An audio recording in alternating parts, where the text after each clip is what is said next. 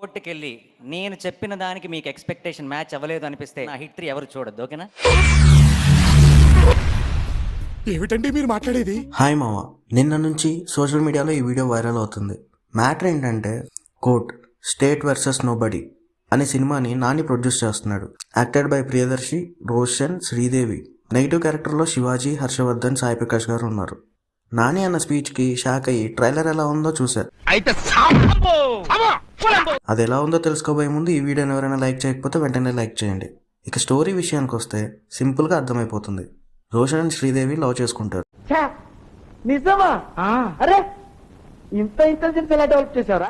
ఇక్కడ గమనిస్తే శ్రీదేవి వాళ్ళ father rich and cash mind set ఉన్నవాడు, రోషన్ వాళ్ళ అమ్మ బయట దోబి. సో వీళ్ళిద్దరి లవ్ స్టోరీ శివాజీకి తెలిసిపోయి రోషన్ కొట్టి వాళ్ళ అమ్మాయిని ఏడిపిస్తున్నాడని చెప్పని జైల్లో పెడతాడు.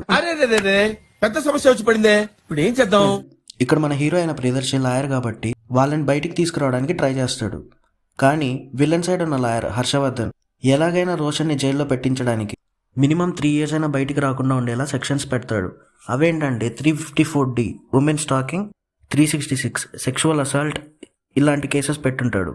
కానీ కోర్టులో వాళ్ళ కూతురి ఎక్కడ శివాజీకి అగైనెస్ట్ గా సాక్ష్యం చెప్తుందో అని సెక్షన్ 11 and 12 కింద పోక్సో కేసు వేస్తారు. ఇక్కడ మనకు ఒక డౌట్ రావచ్చు, ఇద్దరు మైనర్స్ లాగానే ఉన్నారు, మళ్ళీ పోక్సో ఏంటి అని. మేబీ రోషన్ కి మైనారిటీ జస్ట్ అయిపోయి ఉంటది, అంటే శ్రీదేవి కంటే 1 year పెద్ద అయి ఉండొచ్చు. దాన్ని యూజ్ చేసుకుని లాయర్ అయిన హర్షవర్ధన్ ఈ స్కెచ్ చేసి ఉంటాడు.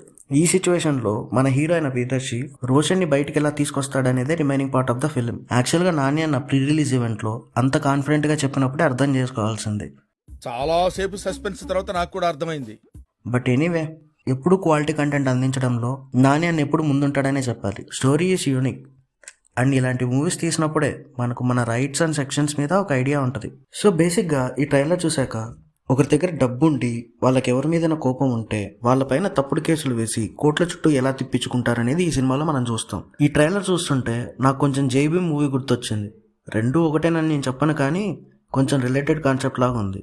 ఇకపోతే ఈ మూవీని డైరెక్ట్ చేసింది రామ్ జగదీష్. ఈయన గురించి పెద్దగా ఇన్ఫో ఏం తెలియదు, కానీ మేబీ డెబ్యూటెంట్ డైరెక్టర్ అనుకుంటా. ఇక లవర్స్ క్యారెక్టర్లో యాక్ట్ చేసింది రోషన్, అదేనండి సలార్ సినిమాలో చిన్నప్పటి రాజమన్నారు క్యారెక్టర్ చేసిన అబ్బాయి. ఇక నెక్స్ట్ ఫిమేల్ క్యారెక్టర్ ప్లే చేసిన అమ్మాయి పేరు శ్రీదేవి. ఈమె ఇన్స్టాలో రీల్స్ చేస్తుంటుంది. Next music composed by Vijay Bulganin. Already మనకు ప్రీవియస్గా బేబీ మూవీతో మంచి హిట్ ట్రాక్ ఇచ్చాడు. ఇక శివాజీ, ప్రియదర్శి, హర్షవర్ధన్, సాయి కుమార్ల గురించి మనం కొత్తగా మాట్లాడుకోవాల్సిన అవసరం లేదు. I'm eagerly waiting for this movie. ఎలా ఉండబోతుందో చూద్దాం. That's it for today guys. Next వీడియోతో మళ్ళీ కలుద్దాం. Until then mister Masabbai signing off. మీరు చూసిన వీడియో నచ్చితే లైక్ కొట్టండి, ఇంకా బాగా నచ్చితే షేర్ కొట్టండి.